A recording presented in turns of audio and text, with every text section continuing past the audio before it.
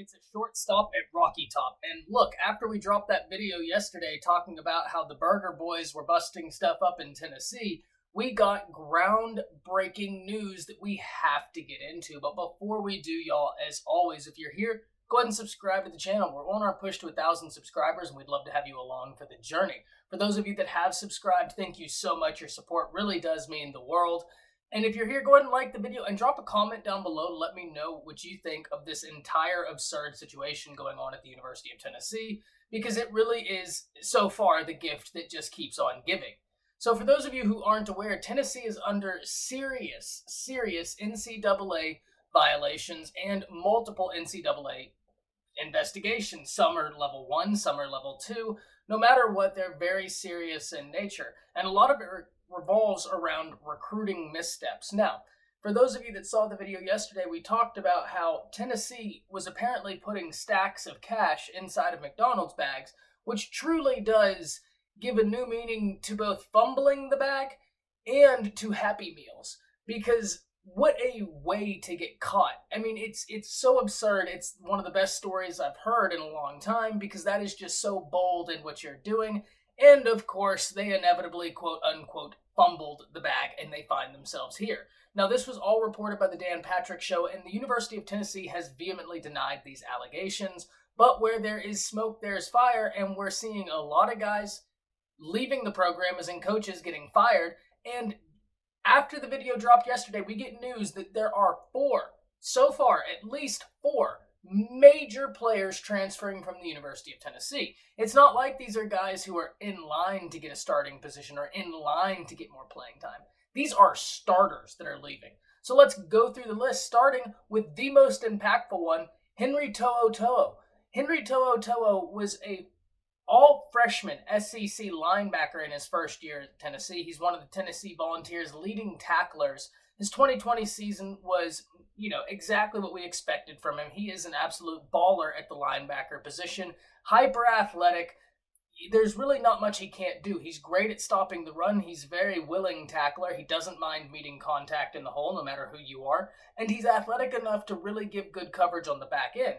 But he is also being followed by fellow linebacker Quavarius Crouch. Quavarius Crouch used to be a running back and was a 5-star when he was coming out, and this is a massive loss for Tennessee because this kid is still blossoming. I've seen some Tennessee fans on Twitter saying that this isn't a very big loss because they didn't think that he ever blossomed in the player that they wanted him to. That's because he's so young. Give this kid time, and he's going to become a hell of a linebacker. Now, on the offensive side of the ball, they aren't devout of transferees. Eric Gray, starting running back, the one guy who really, this year for Tennessee, especially on offense, can walk away with his head held high.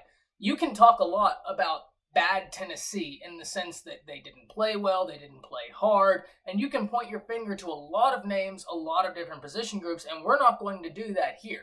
But I'll tell you what we are going to do here.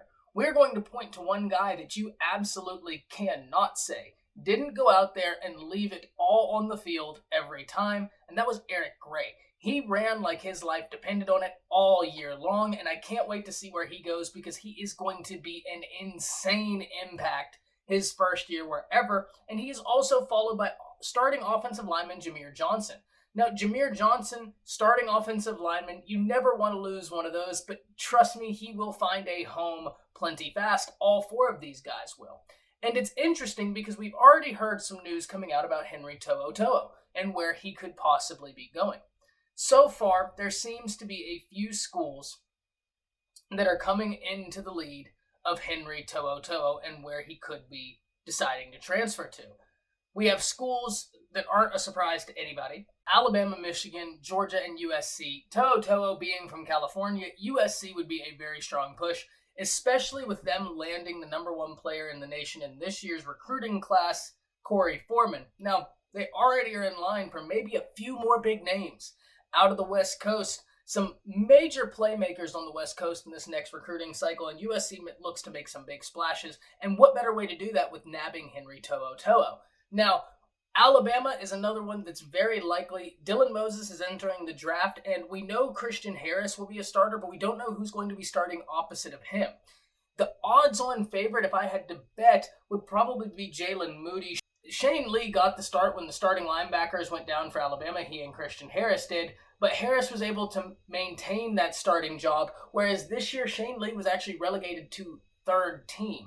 So because of that, I think Alabama could be enticing because aside from Jalen Moody, that other linebacker spot is up for grabs. I assume Christian Harris will shift over and take Dylan Moses' spot, allowing for someone else to come in. But looking at the season Alabama just had, the way they're putting players into the NFL and the type of talent Henry To'oTo'o is, I don't think it's out of the realm of possibility at all that he ends up at Alabama. The one that I think is probably the least likely is the University of Michigan. Michigan is in the wraps, but I don't know how likely that is or even why. Look, it's certainly an upgrade from Tennessee, no doubt, but I don't think that's... I don't know.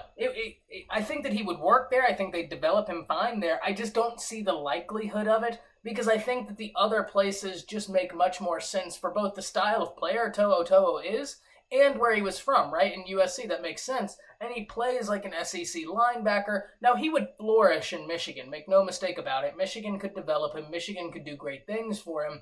I just have a feeling he's going to stay in the SEC, and that's not off of any known information. This is just a whim.